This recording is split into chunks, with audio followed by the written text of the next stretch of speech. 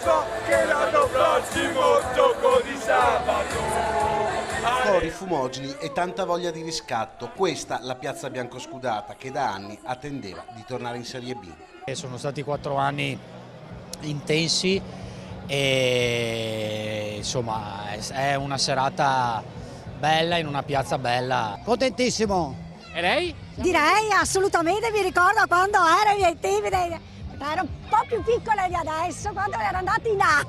E la prima partita che ho visto che mi ha portato mio papà è stato Padova-Inter e ha vinto il Padova. Quindi porta bene lei. Porta bene. Dicevo, mister, ma andiamo quest'anno? Sì, tranquilla, che vedrai che ci arriviamo e ci andiamo. Un passaggio di categoria mai messo in discussione. Mai dubitato. Quest'anno ho detto questo è l'anno che dopo tante sofferenze e incertezze abbiamo visto che era giusto così. Prima sconfitta che abbiamo avuto, da là abbiamo reagito e siamo arrivati al punto che siamo tornati in Serie B. La piazza non vuol fare pronostici per il prossimo anno. Un passo alla volta, come abbiamo fatto adesso. Anche se qualcuno non vuole smettere di sognare. Se ci giochiamo il campionato bene può darsi che andiamo in A. Non è una cosa, un sogno. Speriamo che sia una realtà.